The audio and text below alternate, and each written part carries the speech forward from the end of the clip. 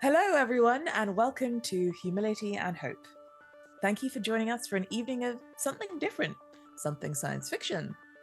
Our players are playing a group version of University Your Door, The Traveller, a GM-less narrative and prompt-based role-playing game, powered by Sentinel, and designed by me, Lola Johnson. Here at Roll Together RPG, we run queer-friendly tables and encourage and support trans and GNC players and characters in our games. Our players may portray characters that are of a different gender to their own, so we aim to avoid misgendering, but acknowledge that it does happen. We welcome corrections and have a company policy in place for correcting people on pronouns. Check out !safety in chat for content warnings and some of the safety tools that we use through the TTRPG Safety Toolkit. Our players are Nat, Sean, Talia, and Tom, and we'll be hearing from them in just a moment. But first, let's have a quick word from our sponsors before we begin. Check out our sponsor, Phoenix Dice, for carefully crafted click-clack math rocks for use in your favourite TTRPGs. Phoenix Dice work with recycled goods, meaning their products and packaging are all made from sustainable materials. You can go to phoenixdice.com to check their entire selection. Big love to our D20 Club on Patreon. They're great. You're wonderful. We love you so much. And they help us keep the kobolds in line, which is very important. They get up to all sorts of cheeky jam-related activities. Anyway, the D20 Club, they've created a fan Discord where you can come and chat about all things Roll Together. And they've created a wiki page to help you keep track of all of our stories, which you can find at rolltogether.fandom.com. You can join and be as cool as they are from as little as one of your local currencies per month by following the link in chat or in the description below.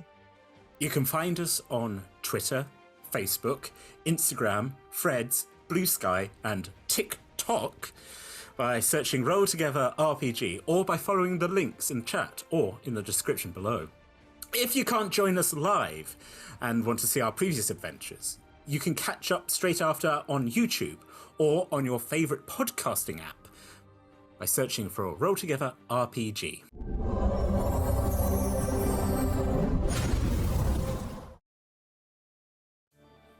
We, the United Peoples of Earth, have come together to light the kindling, building an endeavour by the people for the people, without and in spite of corporate goals. We entrust in you the task of going beyond the threshold with humility and curiosity, to gain, share knowledge, and do no harm. In the deepest hope that one day, with the knowledge you gain and the peace you take, you will bring back the sparks for our hearth and home. Asfali Takdiria Hestia. Hey team, it's a GM-less game. Lola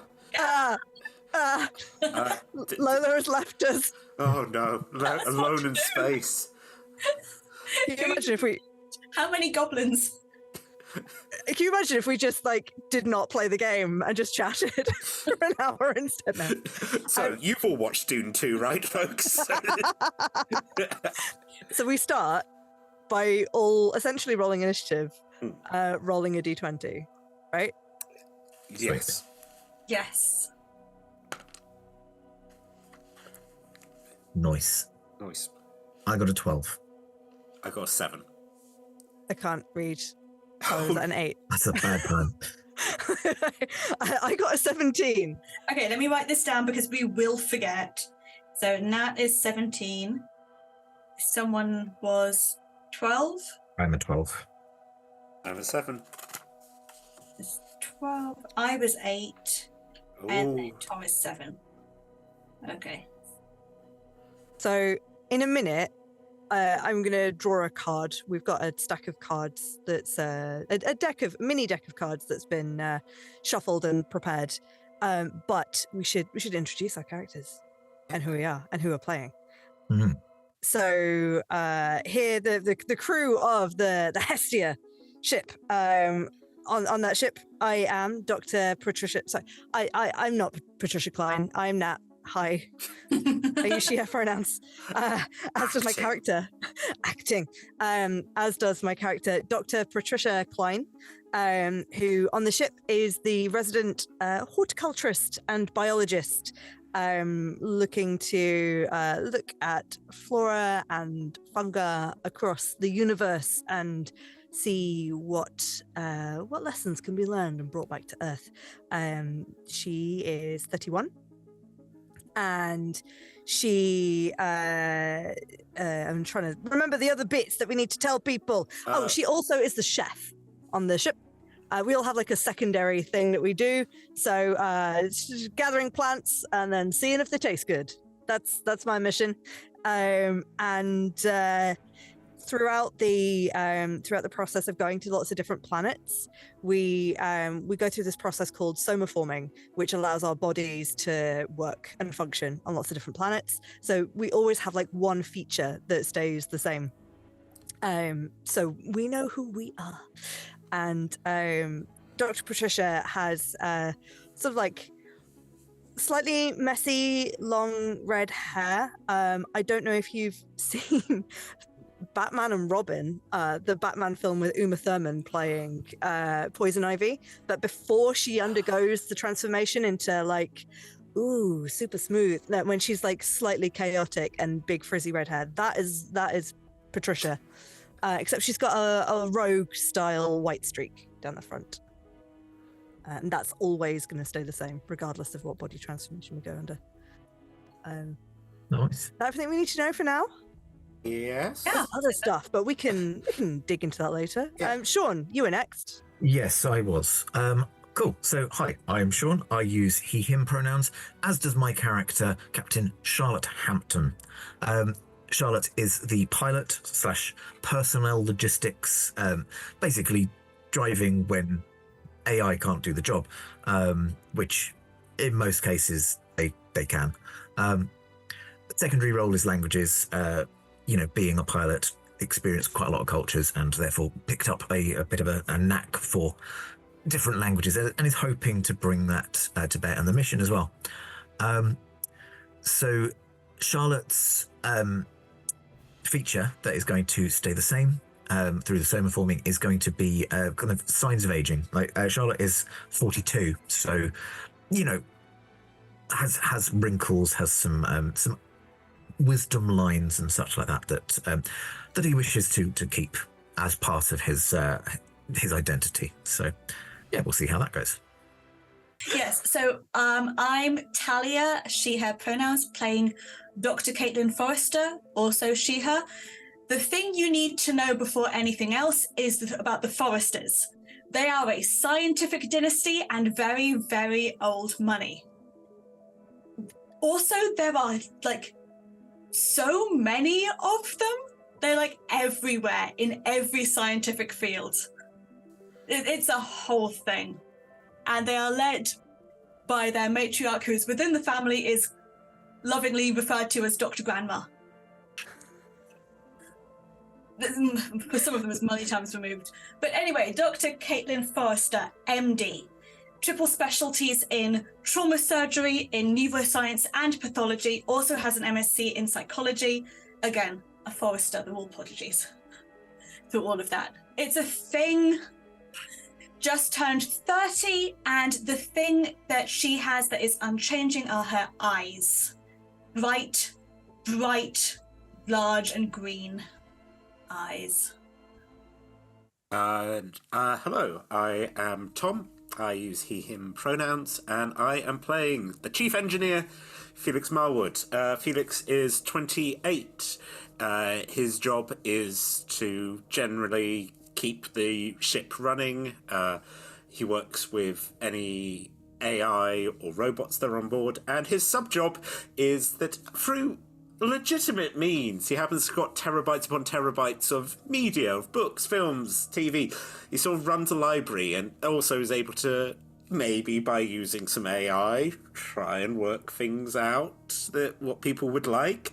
This might have caused a bit of conflict with those who don't approve of AI. His consistency is, during his time on Earth, there was a incident which resulted in a large amount of plasma taking out his left eye. So when you do see his eye, it looks actually like a cat eye nebula, which is very beautiful when you think about the blues and less beautiful when you think about the reds. But yeah, that's the consistency. But usually he wears the eye patch on the ship. He's used to it.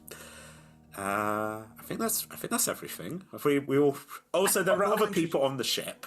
We should introduce the NPCs. Yeah. Yes. Wait, I forgot to do my job, but I think it's very, very obvious. I'm the doctor. I am the medic. You're the terrifying one who is 30 years old and has 3 doctorates. I like to think. And separate masses. My sub job is counsellor. I like to think I was doing my introduction to the camera. And you're just like, wait. I'm a doctor. They're like, we know, Forrester. Yeah. A doctor. How many doctorates do you have? 3.5. How many years? Only 1. Technically, I was a child genius, but that doesn't get you a bank loan. I'm sorry. Don't never apologise. I tried to rebel, so I've only gone for the 3. I could have had like 7. I've tried to just be like a normal person. Physically possible, is it? Just time doesn't work that way. Oh, I mean, if you do a lot of joint ones, and they're really, really very picky little specialties, which are not actually that different, but you get different degrees on paper. So if you cheat. Yeah, that's my cousin. She's an asshole. And we won't be meeting her right now. Welcome to the Hestia. Yeah, so we should say that. That's our ship name, the Hestia. Yes. I think we. Should we describe what it looks like from the outside? Yeah. What is it? It's multiple level. It's got it's like an egg. I think. Egg-shaped, but with like a central core of like heat. Like a hearth. It is. Yeah. Oh God, this is why we need GM. Which we like. Okay. So Yes. Sean, in our session 0, you were the one that described the shape. So you described the Hestia for us. All right. So the Hestia, as aforementioned, is it's kind of egg-shaped. For most of the ship, the gravitational orientation is tip of the egg upward. But there is a kind of walkway that takes you through into the bridge and like the pilot's area, which kind of turns it on its side, so you kind of end up walking around, and then you're pointing in a direction that's slightly more. It makes your brain feel a little bit happier being in the point of it. Because, I mean, let's face it, in space, there is literally no up, down. It doesn't matter. Ships always meeting each other upright. No, it doesn't happen. Yeah. So, but, it makes your heart happy to be slightly upright. And yeah, as Nat described, there's kind of a central core, which is where all of the warmth and the heat and all of the kind of social stuff happens nearer them, and then functions that don't need to be quite so accessed, I guess, are a bit further out. Bring your thermal gym jams. Mm-hmm. And Talia, did you want to describe some of the NPCs that we had? Yes. So one of the ones that Caitlin's brought with her is Bryce Tokoa, who is they, them, and a specialty trauma nurse. Yeah. Also just really good at just doing like home decoration stuff. So just kind of bringing in a lot of just like very good at just kind of seeing what's around and making little kind of home artworks, just making it feel a nice bit lived in. But yeah, Nurse Tokua came with me to the Hestia. Just make sure that if there was something that happened, there's an extra pair of hands, and there's just someone. Doctors do well if you can have a conversation with someone who knows what you're talking about. So that is also Vice's unofficial second job, is just human sounding board. Mm-hmm. Okay. We then have the Smythes, really lovely married couple, getting there on age. So Barreled and Delia Smythe. Barreled. Yep. Good. Yep. Whatever century this is name. It's a good Terran name. Yeah. Yep. Barreled is specifically a construction engineer, so about how buildings go together. Absolutely thinks that Felix is doing a fine job with the mechanics and has no idea how to do it himself, but Barreled is about buildings and buildings specifically. with that. And then Delia Smythe is an anthropologist. Loves going around learning about peoples, is trying to avoid hovering in the kitchen. Oh, she better not be interrupting my cooking. It's very much avoiding hovering. Really is a fab hand with a piece of cake, though. To be fair, actually, though, if she is like very experienced cook, Patricia is probably like I said, big hair and a sort of slight goblin energy whilst cooking. So I can imagine someone like Delia doing a bit of helicopter chefing, just being like, okay. While Patricia's like, no, it's fine. We just add more pepper. Yes, it's all good. I will say that Delia knows that she is very trained in like earth ways, in Terran ways, though. Knows that she wouldn't be able to adapt quite as well to the new flora and fauna that we might come across. So is very happy to hand over the torch. I am concerned about these NPCs that are already old, because this mission it's going to last a while, and part of the concept is we go to sleep for a while in between planets just so we don't age naturally. But it's still going to take time. This is a long mission. We might not come home. Oh, they're fine. Their children have flown the nest. Their grandchildren have flown. They're aging activists. They're award winners. Are they like 50s, 60s, 70s? I have not decided. They're 92. Let's see how high we roll on some of these. They are as old as it's funny. They are as old as it's funny for them to be. Well, we've said before as well, we think that humanity lives a bit longer. By the time we get to this kind of space travel, right? We're about 150 is kind of the limit, as opposed to now where it's about 90, 80, 90, 100, right? So we've gained an extra 50 years.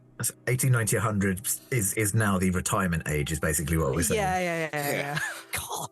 Is it like their retirement thing? They're like, oh, well, we've had a nice time. Let's go to space. They're here on their retirement because they enjoy working too much to actually retire. So they're already 85 or something. Yes. Great. That's sprightly 85. Incredible. And we're going to do 5 years in space as well. Yes. 5 years traveling. Yeah. We should say as well, so we said we're on the Hestia, that's the ship. We've been sent by a group called Threshold, which we heard about in Lola's introduction. Sorry, not Lola, Mission Control. And I guess it's like an important core part of the game is that space travel exists already, but a lot of it is very corporate funded and has very capitalist interests, whereas this is the first community driven, crowdsourced, grassroots mission into space, looking for we're specifically looking for like learning from new cultures, learning from new environments, like lessons to bring back to Earth. Like it's specifically not a colonial mission. We're not looking to colonize anywhere. Our mission is do no harm, leave no trace where possible, but make connections, find out stuff to aid humanity back home. But does anyone have anything else to add to that? Have I forgotten anything? We were looking for like how other cultures and worlds do like sustainable urban development. Yeah. Infrastructure. The climate crisis is still a crisis. Belgium is gone. We don't talk about Belgium. Gonna get lots of angry messages from Belgians now. How dare you? We could get rid of that ocean if we wanted to. Yeah. Suffolk as well, entirely. Like East Anglia. Belgium and Suffolk, very specific. Those two of all the counties. Border to border as well. It just ends there. It's very targeted.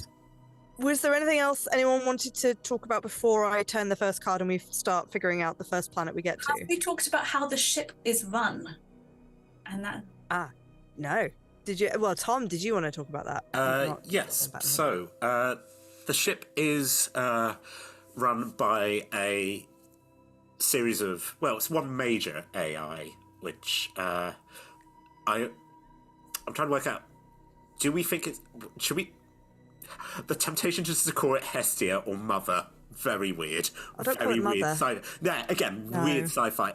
I'm happy with calling her Hestia. She is. I think it's that's the ship. So Hestia is the AI. Do we have to distinguish between Hestia the AI and Hestia the ship? It's all. I think Hestia the AI doesn't really have a personality so much as it's the ship, and be like, hey, so can you do this, rather than like a personal assistant like we have now. It would be, it's like the difference between like talking to your computer and then talking to one of your personal assistants. Mm-hmm. I mean, Felix. There is a box in his room which is in a Faraday cage. He in his previous life where he got fired, he was working on an AI whose name was Hadley. Don't worry, it or she is in a Faraday cage. It cannot get out. It's fine.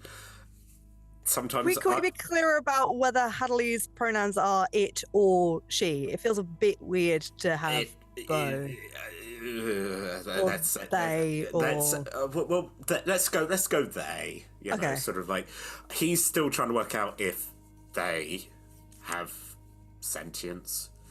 Sort of. He thinks they do, but other people probably. He's got a stronger relationship with AI than he does with people in a way. But yes, so they. Yeah, the worrying thing you're trying to say is that this AI is playing dumb to not reveal their full intelligence before we eventually all get overrun. Cool. Yeah.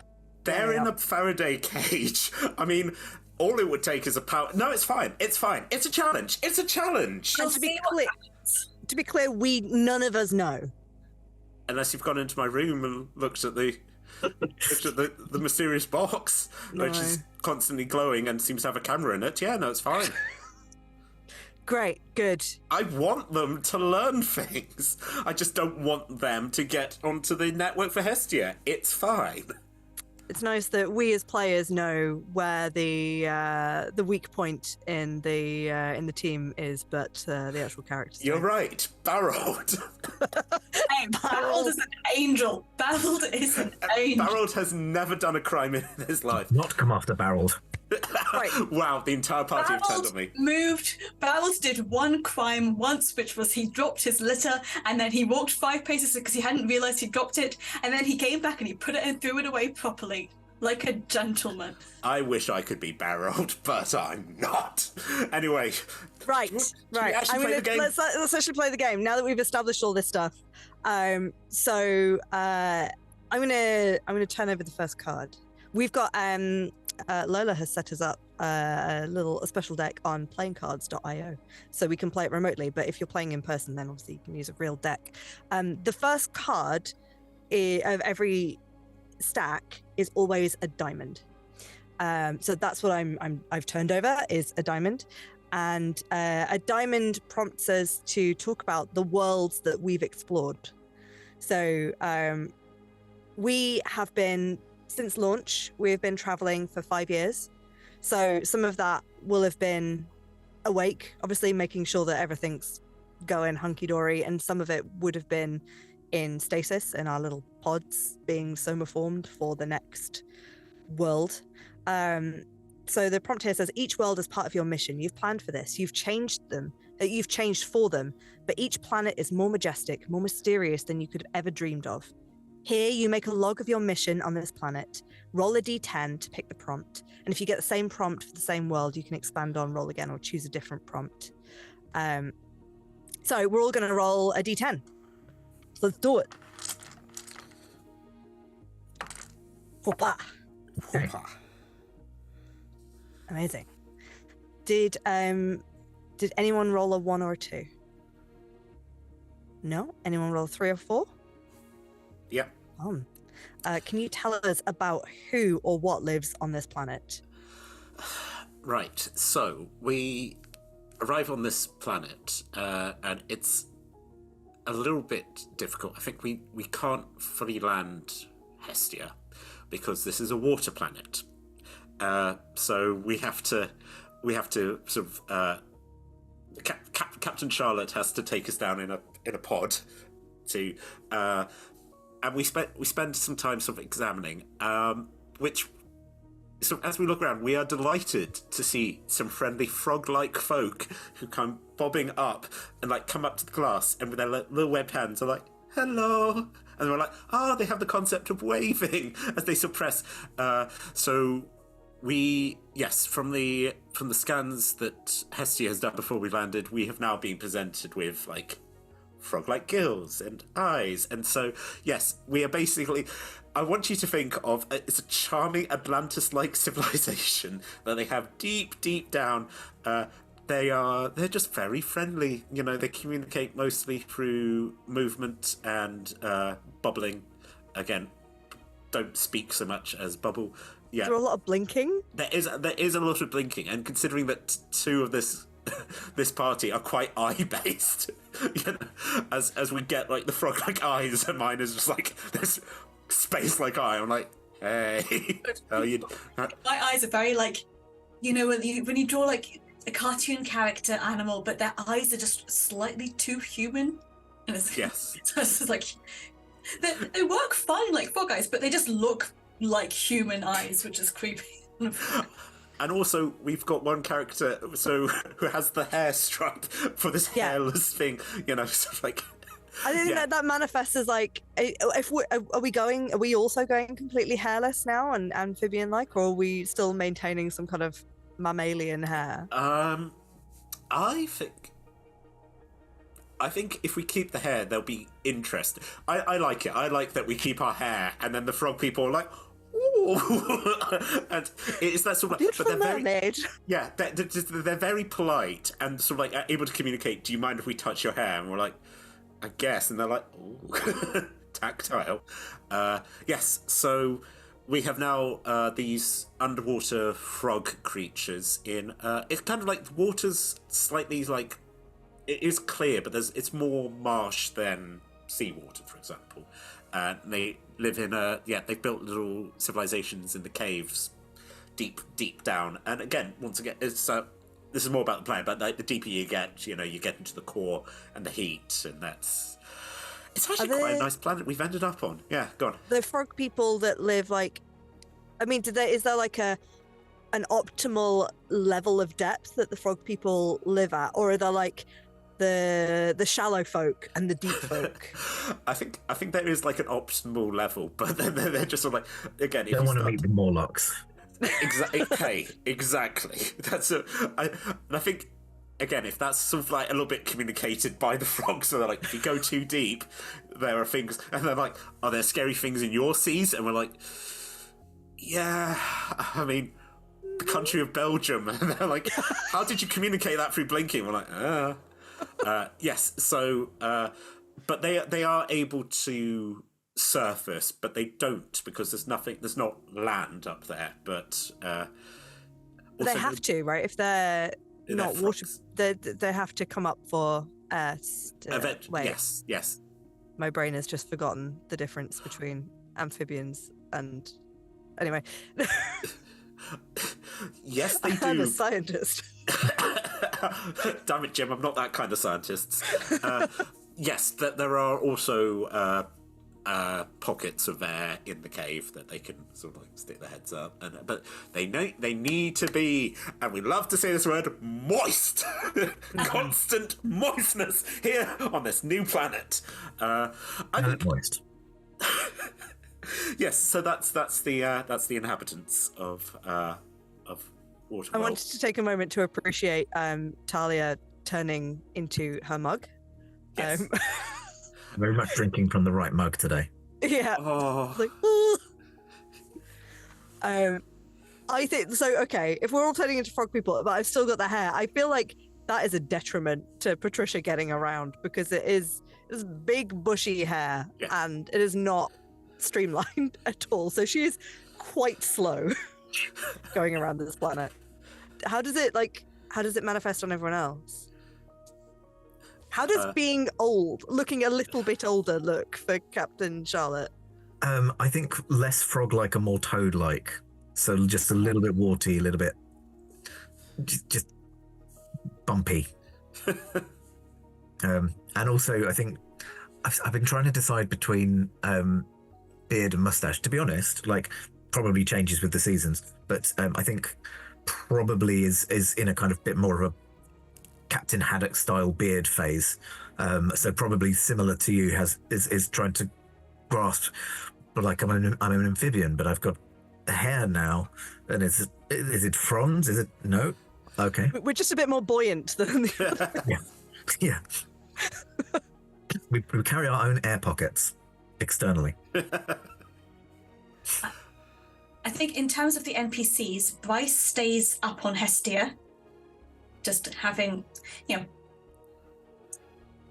sometimes kind of gets a little bit of a rope and just kind of swings down just to say hi and catch up, but mostly just stays up on Hestia. The Smythes have come down with us and have kind of fashioned themselves like a little kind of like litter full of like from seaweed, because I'd say if Captain Charlotte is a getting older toad, there's now just two quite old toads now just being ferried around by a young what's the bit between a tadpole and a frog? Oh, Polly something. Poliwag. Poliwag. By Poliwag. They all become Pokemon. They're being ferried around by Poliwags. Great. I mean, I'd love that. I was going to ask if they go through the summer forming as well, but yes, they do. I suppose they've got to, because they've got to come down on the planet to do, like, if there's any construction needed and finding out about the cultures, right? Yeah. How about Felix? I said sort of, again, a sort of frogman, but again, for the having the large bulbous eyes, and then his left one being that sort of blind blue and red, sort of like, I think for some of the frog people where they were like, yes, you came from the stars and your eyes are now stars. And he's like, yeah, that's frog finger pointers. Pew pew. Yes.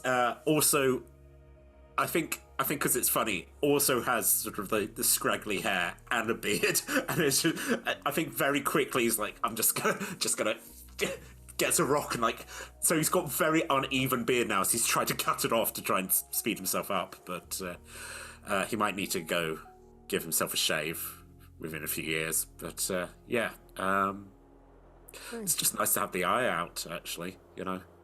I think the rest of the crew. Yes, normally, yeah. For the rest, they've seen him without it, but, it's just sort of like, rather than being like, although that's a strong look. Hello, I'm a frog man. I've bought an eye patch. I'm a pirate. Yeah. Dr. Forrester, what do you look like? You've got the big... You know Princess and the Frog? The Disney version? Princess and the Frog thing going on with the eyes. Like, really, I think it's a kind of a like slightly disturbing, attractive and human eyes on a frog. Oh no! It's just like eyelashes. Eyelashes. Everything's very green. Little kind of just like dark, like a dark mousy brown blonde. Just Bob just bathing. She's doing well. I don't know. I made like humanize a feature, and now I'm just like, oh, okay. Well, now we're all in a cartoon. Obviously, we are. So that's the people that live here. Did anyone else roll a 3 or 4? No, 5 or 6? No, a 7 or 8. I rolled an 8. Ooh. Great. Okay. So, Sean, you're gonna Captain Charlotte, you're gonna tell us about the challenges that we faced. What affected our mission? Did unexpected planetary events occur? Oh, so I think, given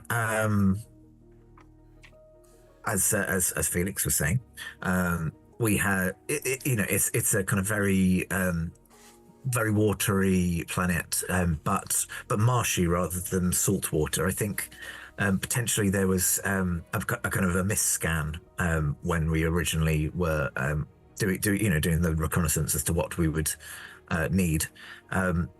Thankfully, not in the terms of you are saltwater beings and you're now drowning in this fresh water, but more in the kind of the tech that we brought down with us was actually a bit more suited to something a bit more saltwater based, I guess.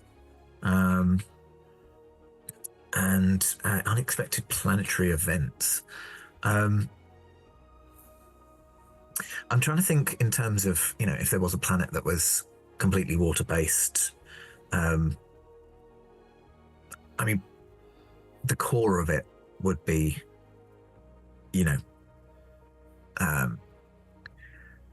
not a lot kind of separating it, I guess, compared to planet Earth with multiple crusts. So maybe a little bit more like a kind of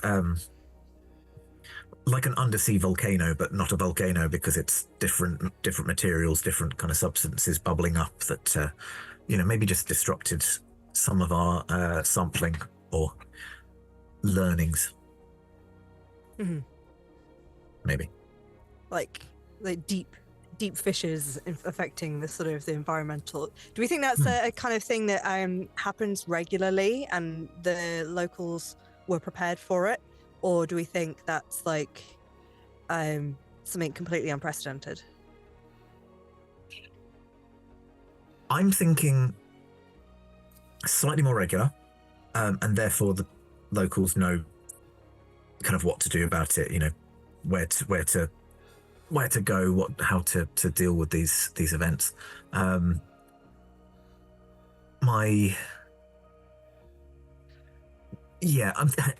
thinking it's the first planet. We don't want to go in too hard. So, it's not something that's been kind of caused by us approaching or anything like that. It's just it's a regular thing. It's possibly even like cycle based. If the planet is rotating around a sun in the same way that ours does, perhaps the orbit is slightly elliptical, so at certain points it's being warmed up too much, and so there's more gas. And then we come out and we just see like some dead fish. We're like, oh no. I will also not be receiving any questions from anyone who actually knows science at this time. Sure. Yeah. I think that goes for all of us. Different planet science. Your Terran science does not apply here. Yeah. Magic did it. Magic. Great. So, Talia, I'm assuming that you rolled a 9 or a 10. You rolled a 10. Yeah. I also rolled a 10, but you go first. So I'm sorry. This is mission learnings. What knowledge did you gain? What did we learn about ourselves? So I think in terms of just with an eye on the mission, some of the things we learned were how these frog people who don't have proper hands or approach healthcare. And so they've got, for example, I think they have a little mucus that they secrete, which it heals themselves, but they can also apply it to each other. Because if you mix two mucuses, this sounds gross, but then it amplifies the healing process. Sure. Yes, it does. They're producing the mucuses, and is it like they keep putting like one frog puts its other mucus on someone else's mucus, and that makes it stronger? I was workshopping it as it came out. Maybe a seaweed mucus. It's a seaweed mucus that they apply. Folks, our rules about not questioning the science also applies in game. Like, I will take no more questions. Don't question. Or is it like, okay, so obviously it's like some frogs can mate with themselves, right? Or some frogs can change sex, so whether they need to be an egg producer or a sperm producer, and it's only when they sort of get together with another frog that they sort of flip to be the one that is needed. Is it like that, but not to do with sex, to do with healing? Like they produce their own sort of mucus, but it doesn't activate until it's mixed with another frog's like on mucus. themselves, it just keeps a nice kind of like healthy barrier immune system, but it doesn't do actual healing until they've kind of made like an actual kind of connection with the person who needs to be taken care of, and you're like, okay, so I'm gonna, and it's kind of interesting because it kind of reflects the pro-social bonds that these frogs have also developed because of this. You know, they're all a very friendly, supportive community. So we've learned something about just how they engage with each other for the anthropology. They've allowed us to take some samples to kind of see if we can replicate it. And we've also thought about how they live with their building structures, I think, and just kind of like how the community works, how they survive in those different areas, and then what we can learn to take back home. And I'm going to go pass on to our other 10 to see how this kind of unfolds. Well, we said before that there's like underwater cave structures, right? So they're specifically using the natural features of the planet to build their homes. But these inhabitants are not like, it's not just like a frog in a cave. Like they have adapted the caves, they have molded the caves, but they've worked with the natural resources that are available without it being too destructive. Like they've found pockets of caves that work well for so their spawn have got to be kept at a certain temperature, but it's regulated and controlled. Like there's only so many allowed at the same time, so you don't overcrowd and overpopulate. Like it's a supportive, like cohesive societal structure that that sort of recognizes the need for like sustainable growth rather than just like, no, I take all this space, I have all the babies, we consume everything. So I think we've maybe taken some lessons from that. And I think Patricia personally, I didn't really mention much of her backstory before, but she used to work as a botanist for what did I call them? Floricorp, which I think like not big pharma, big plant. So she had this like quite high pressure job, and family were quite pushy, and partner was a bit pushy as well, and she'd been feeling a lot of the pressures of like have the good job and spend all the money and have the flashy car, and oh, you want to have the big family as well as the big job and the big house and and it all got quite a lot for her. So I think being here and seeing this this society where I like to think that there's people who like tag in and be like, yeah, absolutely, that like the spawn, looking after the spawn is a communal job, and I'm going to do it today, but tomorrow I'm off and doing my other thing.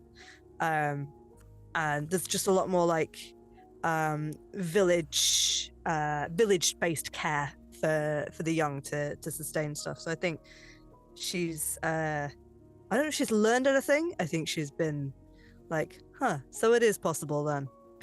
And then in terms of like other knowledge, I think you mentioned seaweed before, and I think she's definitely been like collecting so many samples of different algae and seaweed and underwater moss. And we've now had to build, like there was a hydroponic center in the ship before, but we've now had to specifically construct like aquarium style tanks for some of this, and they've taken up like a good half a wall in her office moving forward. Then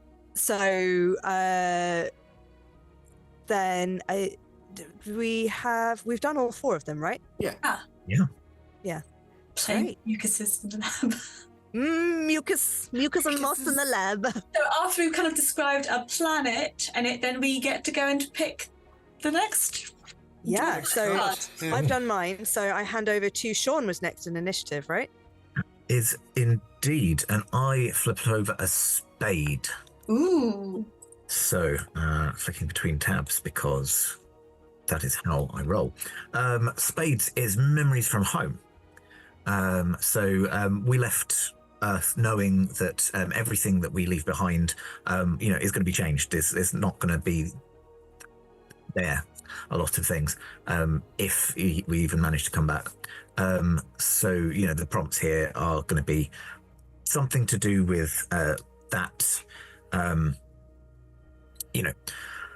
what we're reminiscing about while we're kind of at this planet. So I'm going to ask, did anyone roll a 1? Did anyone roll a 2? Maybe need to step this up a bit. Did anyone roll either a 3 or a 4? No? Well, I rolled a 4, so I'm going to keep talking about them. Me! I did it! Yay! And this is probably the one I didn't want to roll, but hey ho. Yeah, I got a 4, which is your mandate. So who gave it to you, and what is one of the core tenets? So, okay, I think Charlotte is... So Charlotte joined this mission because he had recently lost his last surviving parent, and this is a couple of months. It's not like he's just like, well, they're dead. Bye. It's more of a kind of couple of months down the line. He'd been thinking about becoming an extra, not planar. Thinking too RT there. Is more of a extraterrestrial like flights. Has been thinking about this for a while, but always had that kind of one linchpin from home. Like, didn't want to leave, while the parents were still there. So when he lost them, even though he had his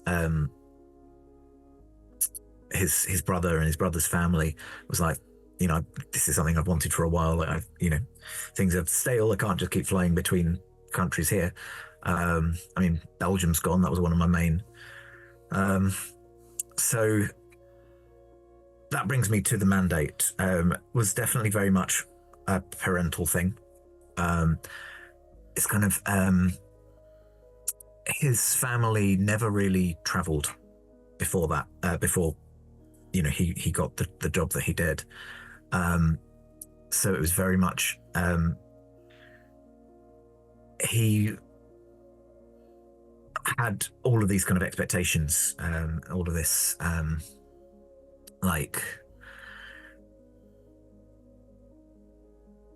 all of these hopes from his family kind of built up that he's managed to get to where he is. But the one thing that they said, no matter kind of where you go, always make sure that you remember a piece of home. Like, even if you don't physically take something with you, you always need to bring something with you as a because if you don't remember where you have come from, you don't really have anything to kind of you don't have a grounding for anything new you experience.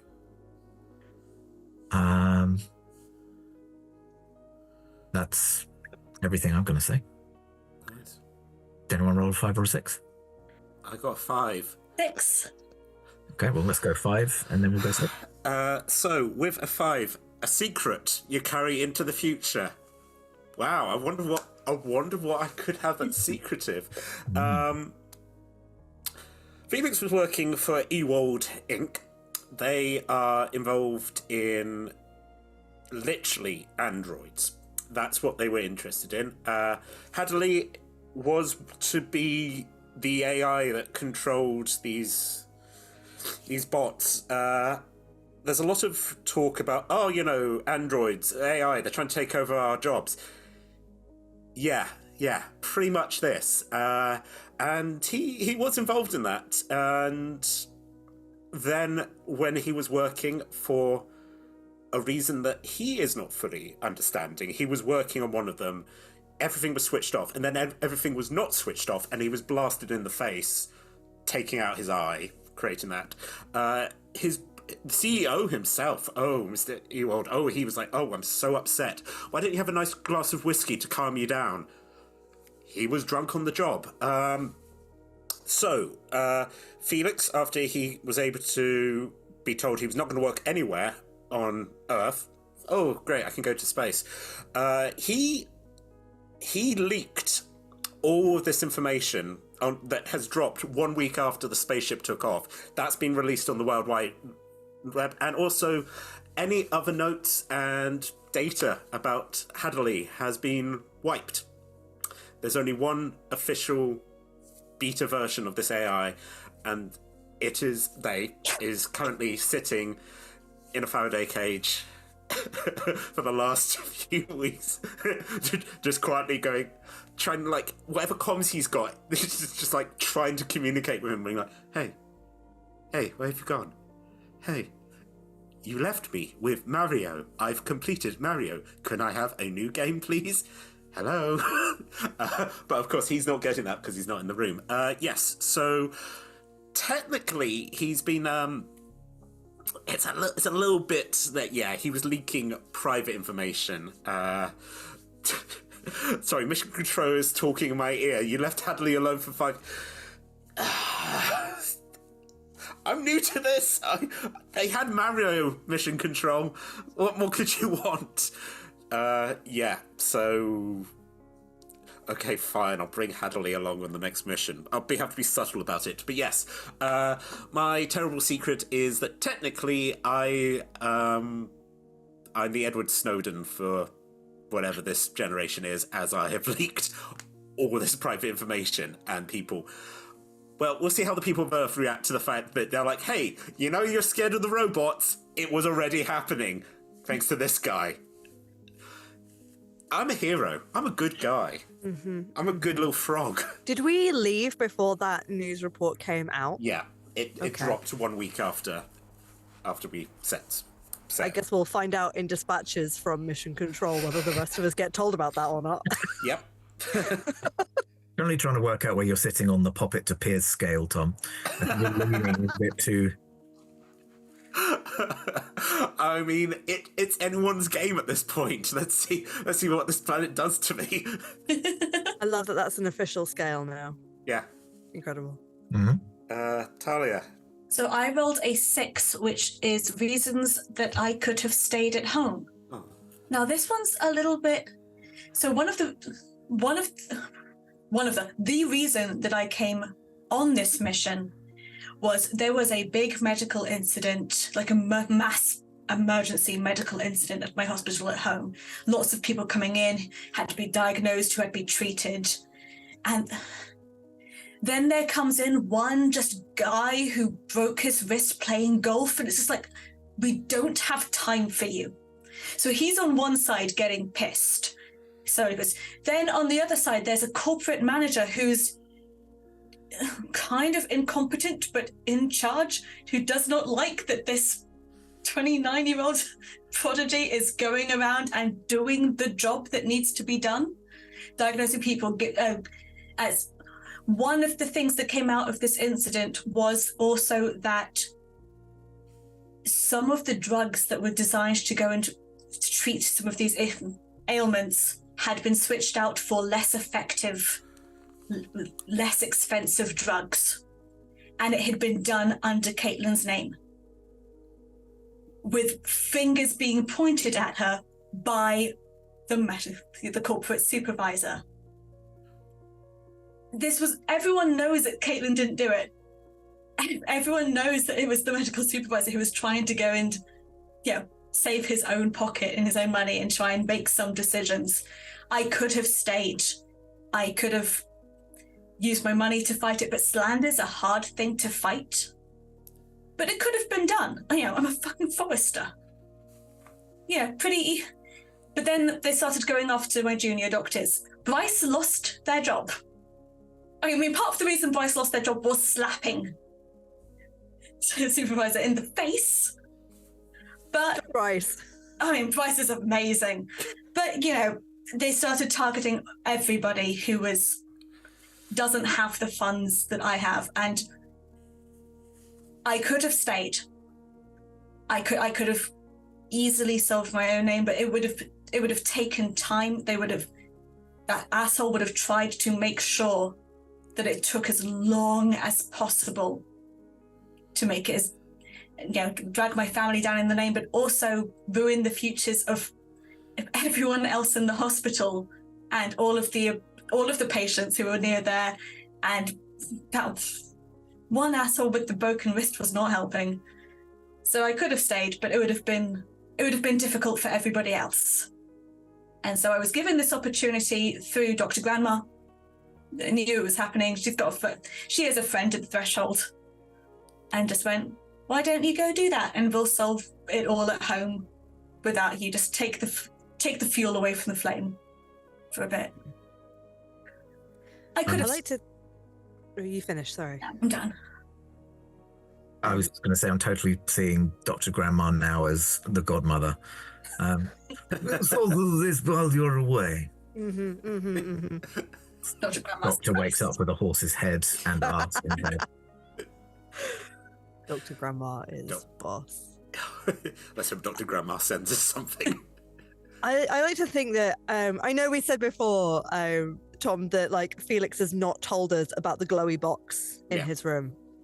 But like if we're traveling we were asleep for some of the 5 years we were traveling here, but like we were traveling for a good long while, and we've been on this planet. Well, I guess we might find out how long we've been there, but I like to think that some of these, if everyone else is on board with that, have come out over like conversations in the mess hall over the years of like there's so much bitterness.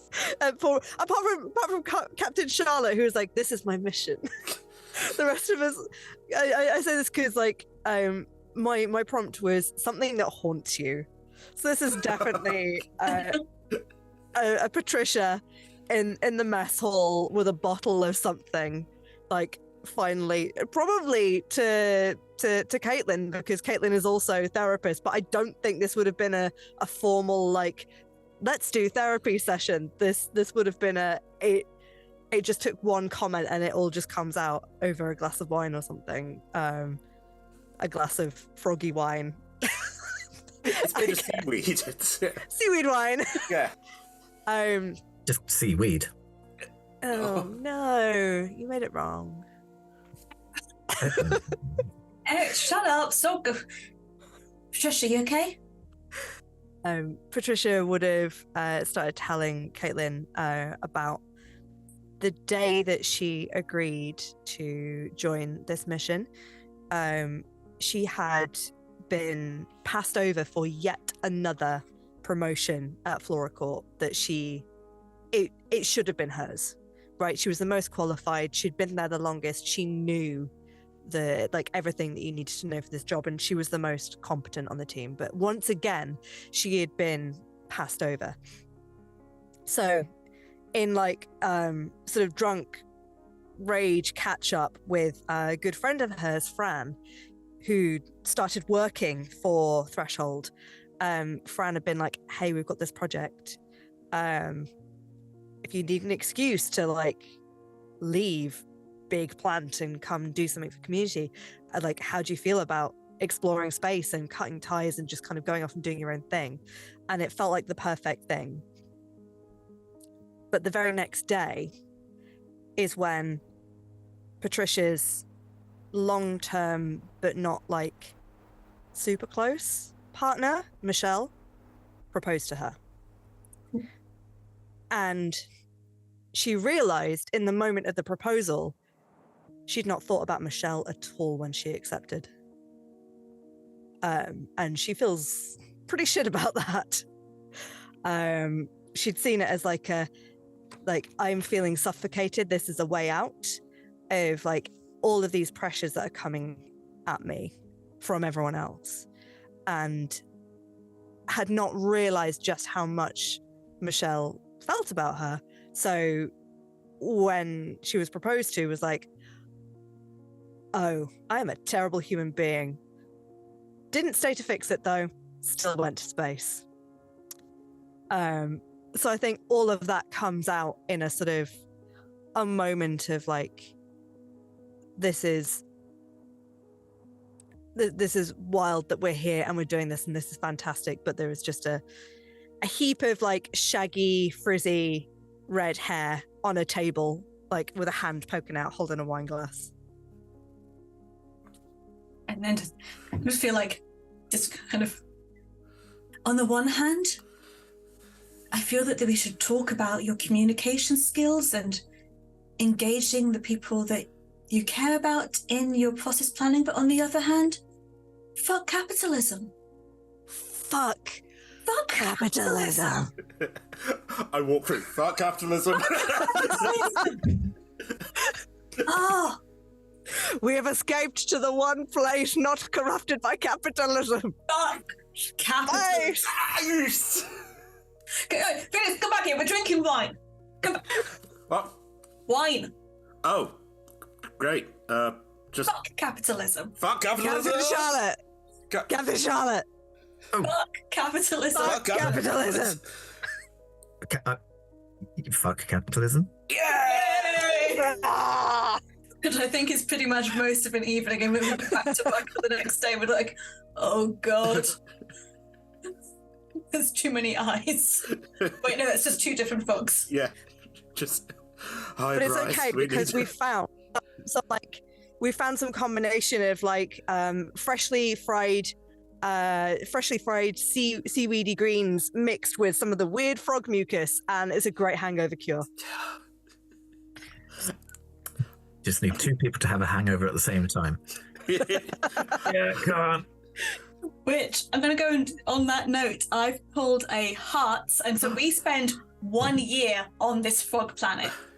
Just really investigating. It's just enough time to go learn without feeling reset. So it's really good vibes for the future. So 1 really fun year.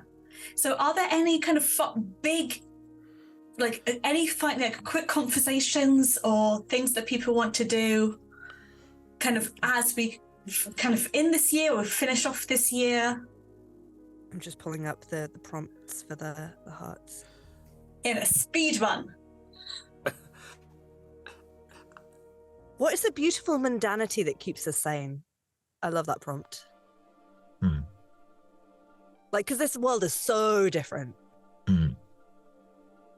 I think there's a certain amount, like, because you said Dr. Klein has built, like, for the lab, there's still the sort of, like, let's make sure everything's in order. Let's also having to, like, for me, having to help design tools for frog hands, and then being that sort of thing, and like, and that weird thing of like, as well as we're helping the frogs, and being like, hello, do you understand about bioengineering?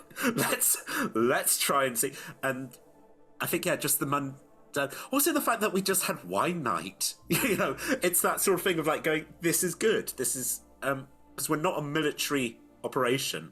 We are allowing ourselves a certain amount of, we're scientists. There's a certain amount of lackness going on here, but it's still it's fun to get drunk and work out the seaweed will sober you up. It's There's definitely been a lot of like Patricia experimenting in over the stove, the little sort of weird camp stove that actually no, we can't have a fire. It's a spaceship. No fires on the spaceship. I guess it's like an induction heater type thing. But It's maybe not like an LED screen with a fire, because otherwise we won't. Yeah, exactly. And she is constantly like berating the fact that cooking with gas is better than this, but can't do it on the ship, can't do it on planet either. It's too wet. I mean, there is air pockets, but there isn't. So we've talked about making like a nest. so I think it cuts to us just looking as this nest's on fire. And we're like, bad. Dunk it. Maybe on the next planet. Yeah. I think just the excitement of our first mission is the mundanity that we're kind of going with hope. We're new to this. It's all quite exciting, and we've not got so jaded yet, just through endless travel, that the sheer enjoyment of every day, but having a clear, focused things that we're looking for, makes it. It's quite fine. There's no real big events. There's no monsters. There's no big sharks. It's just fine. It's a nice starter planet for us. Yeah, we're just like, yeah. Baby's first planet. Do you want to add anything to this, Captain Charlotte? I think looking down the list, and your passion projects caught my eye. So I think, Charlotte's obviously there. not only to drive people around when I can't do it, but also the kind of language aspect of it, and just the challenges of a planet which is largely underwater, and then learning a completely different mode, rather than verbal, has to be most likely hand signs, winks, like physical hints. Yeah, exactly. Like they've created a kind of Morse code, but with blinks, and it has to be possible to do with one eye because Right. I mean, not only equality, but also what if you're just having a conversation and you're just both swinging side to side? That's an interesting question as well. Do we think that any of the frog people, if they are communicating primarily through eye contact and eye movements, do we think that they also have adjustments for accessibility for those who have damaged eyes? Yeah, I think that's... Yes, it's like learning sign language, but doing it with one hand. Yeah, I think it's really accessible planet. The throat instead. Yeah. Yeah. There are bobbles as well, but it's mostly but yes, just it's nice. It's an accessible planet, and I feel for the fact that we turn up and they're like, interesting, hello new friends, rather than being like, yeah. Oh God, I wonder with the language stuff you were saying, Sean, I wonder if there's if we've kept our hair, that's going to release air bubbles in some way. Do you think we've committed faux pas? Have we done the equivalent of farting really loudly just because our hair is kept air? I feel it makes all the bubbles bigger, so it just feels like we're screaming at them all the time. Oh no! Toddler screaming, because we're really clumsy with the movements, so we're just like toddler screaming at them all the time. Oh no! Cute. But they find it endearing, right? Yeah. Just fiddle with the beard, and it's just like, I'm not even going to say what I was thinking. Anyway, so Tom, can we wrap up? Can you roll us to see how long we spend in torpor, and also what's happening with Hadley while we're in torpor?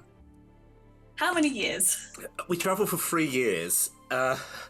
Back on the ship as I sort of come back up, and I'm like, okay, right. So just this. Put the eye patch back on.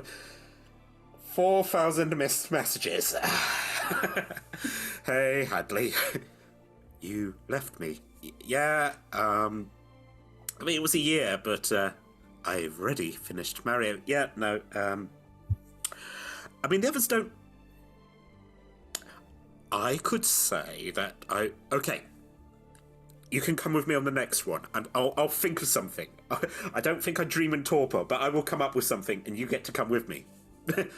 And I just get ... And I was like, oh, oops. Yeah, so it wasn't as bad. It's been a year, but I'm also learning that Hadley has a concept of time and abandonment issues.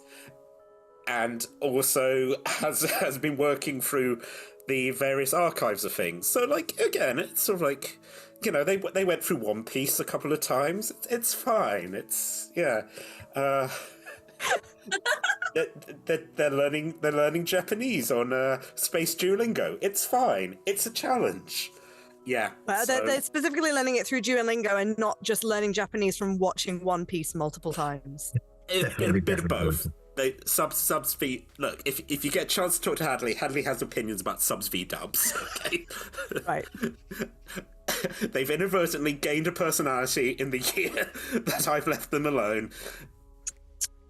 Just trying to talk the old couple into watching it, and just it gets really good at episode 80. oh no, dear, that just sounds. Have you got any Downton Abbey? I'm like, yeah, I've got Downton Abbey. Tap tap tap. Put it into their comms. I feel like Hadley will be asking you in detail to describe the process of eating, because one thing that they do anime across the board, but One Piece in particular, all your teenage boy lead characters in anime love to eat, and the food in anime is always amazing looking. So I think Hadley is like, this looks incredible. Please describe the experience. Oh, okay. Again, if we look on the on the database, there is now just footage of me having to eat. Like, bring my food and be like, okay, so this is noodles. Describe it. Describe the mouthfeel. Felix accidentally become a food blogger on this mission. Yep. Yep. It's endless amounts of that until it's like, okay, I give up. I'm going into torpor for my own safety and sanity. Let's go 3 years and we'll get back out the other end. I'll miss you. Just like, and the last thing I see on my comms before it's like, I'll be waiting. I'm like, oh shit.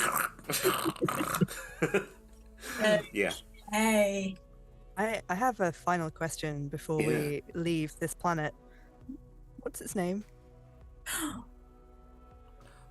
Yeah. Raise a glass. Thank you, everyone, for joining us for the wonderful fun and chaos that was tonight's show. If you enjoyed tonight, we play D&D every Monday and Tuesday from 6 p.m. UK time. All of our shows are streamed at twitch.tv/rolltogetherrpg, and you can find all of our content archived at youtube.com/rolltogetherrpg. Massive thank you to our D20 Club on Patreon. There'll be a link in chat now. Do join them.